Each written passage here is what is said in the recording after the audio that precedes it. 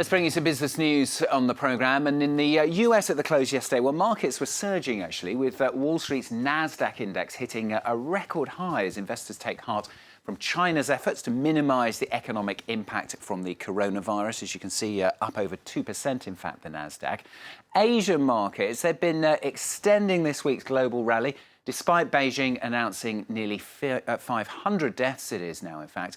Analysts saying traders are taking heart from the fact that any spread outside of China has not spiralled. We've also had moves by the authorities, of course, to support stocks, also providing cheer, with the central bank pumping tens of billions of dollars into the financial markets. As you can see, there rises right across the board. Biggest one on the Shanghai Composite, in fact, but rises elsewhere as well. Well, let's cross live to Kuala Lumpur. We're going to speak to market analyst at FXTM, Han Tan. Han, much more optimistic position than the start of the week. Investors are, seemingly really encouraged now by the coronavirus measures and the figures which seem to be coming out as well.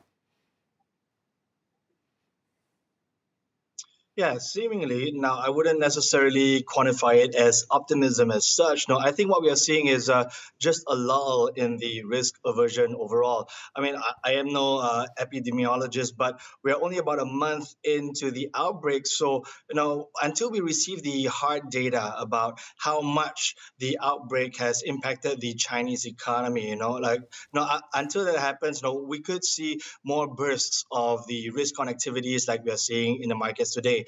But I expect the broader risk aversion to stay in place, at least until the situation stabilizes. And Han, as I mentioned there, we've also got these tens of billions of dollars being pumped into the market. The authorities really pulling out all the stops, if you like, to try and stabilise things. Obviously, that's having an impact as well. It is, and it does take some of the edge off the volatility in the markets. And I think, the gains that we saw yesterday and today in Asia, that's predicated on some of those supportive measures, ensuring there's enough liquidity in the markets. And you are hearing similar supportive sounding sentiment coming out of policymakers, not just in China, but we've heard from South Korea and just a few hours ago from Singapore as well. But this tendency for policy easing, perhaps, what typically adds more downward pressure on the currencies. So you add that downward pressure to the risk-off sentiment, and we could see more declines for Asian and emerging market assets over the near term. And good to talk to you as ever. Han Tan, market analyst from FXTM there, joining us from Kuala Lumpur.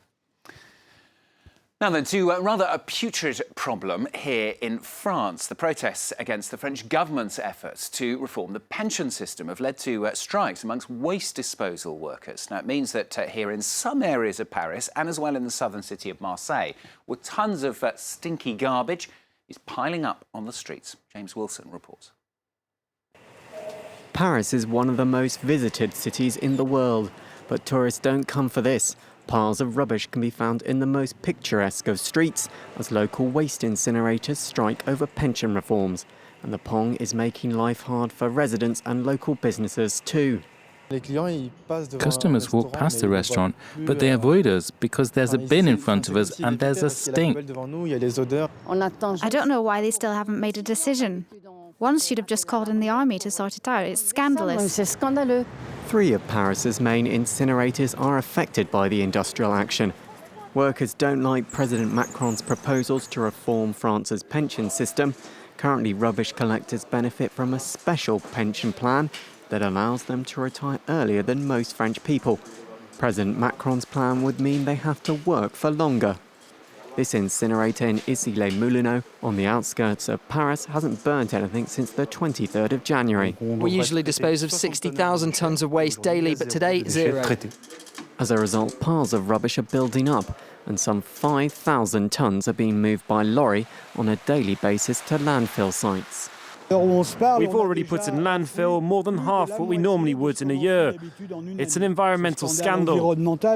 In order to tackle the crisis, municipal authorities have moved more staff into waste collection and are hoping to get the Issy-les-Moulineaux incinerator back up and running as soon as possible.